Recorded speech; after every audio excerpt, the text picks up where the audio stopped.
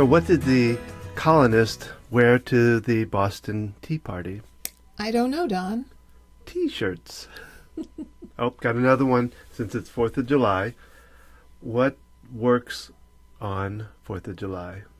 I don't know, Don. What works on the 4th of July? Fireworks. It's Tuesday Tips with Gina And Don with Focused Healthy Family. and happy 4th of July. And today we're talking about freedom. So freedom defined is the power or right to act, speak, or think as one wants without hindrance or restraint. And my question is, what does that mean when it comes to parenting? Well, my thought is that it could be freedom on how you parent. So you're free of parenting the way your parents did, or somebody tells you to. Expectations, yes. And what comes to mind when talking about freedom and parenting is our great friend Ray Gray described to us how he gives his children the opportunity to give him a report card, so to speak. I believe it was once a week. They'd sit down, maybe at dinner, and for that time period, those kids were given the right to speak freely and let their parents know, okay, what am I doing right? What am I doing wrong? And like a report card. Yeah. Giving them the freedom to use colorful language and letting it be okay in that space without worrying about punishment.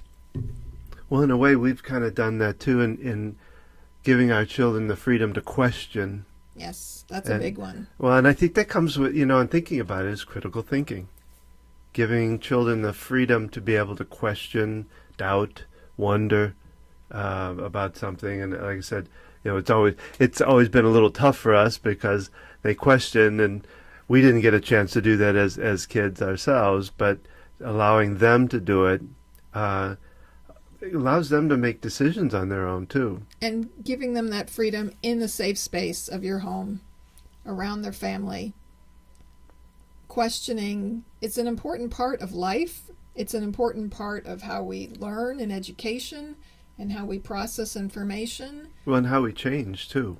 So until we question something, until we feel uncomfortable with a situation, we probably won't change it because it's in a comfort zone. And so what happens when our children question our parenting? They question the way we do things, the rules that we have.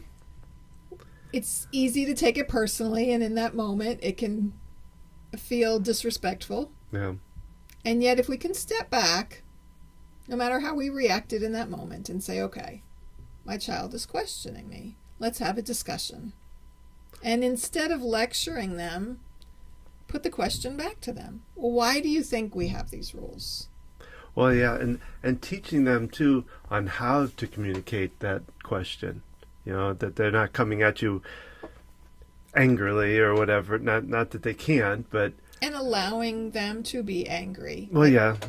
Their brains are not fully developed until the mid to late 20s, right? So while they're living with us, their brains are still growing and they don't have the complex structure to operate as most of us do as adults. Not that everybody has full cognitive function as adults. So they need opportunities to mess up and make mistakes and not worry about getting in trouble or being punished for their thoughts and actions. And so providing that space within the limits, also giving them feedback and forgiveness. Well, and too, that in doing all of that, it kind of frees us up as parents to have to be able to set strict rules and things like that. So it gives us different ways of parenting. A good point. Freeing us up. I'm a advocate of the less rules, the better.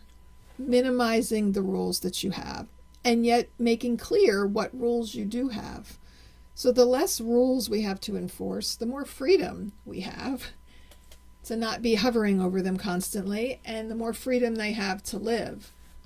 So thinking about young kids, I tell parents, save no for dangerous situations. If you are constantly telling them no, there's going to be some resistance. And then when they run out into the street and a car's coming, it's not going to have as much meaning. Yeah. When they're reaching for the hot stove, when they're going to do something that could seriously injure them. Saving no for those moments. And giving them more opportunities for yes. Rather than telling a child, stop doing what you're doing, invite them to do something else. Invite them into a new space. Hey, let's look at these puzzles over here. Let's talk about, what dress you want to get for the prom. Let's discuss your classes that are, your choices you have to make for classes. Give them opportunities, invite them in so that they can have some freedom to make new choices in their lives. So on this 4th of July, think about choices and think about history. Yeah, in history, our forefathers were really opposed to the rules, the king, known as the ruler, and the rules that he was trying to put on them without representation. It kind of goes with what we're saying today about watch the kind of rules that you're setting for yourself. If you have too many rules and no representation, you'll start a rebellion. So if your kids can't, ask questions and question those rules and talk about it, then they're going to have that rebellion too. So think about freedom. Think about freedom to make new choices, freedom to decide for yourself, and freedom to choose again in each moment to do things differently. And enjoy your 4th of July. Hopefully it'll be with a bang of fireworks. So that's our Tuesday tips for today. Learn more at focusedhealthyfamily.com. That's focused with an ED. Follow us on Facebook, on Instagram. And remember, how you speak to your children today shapes their future and yours.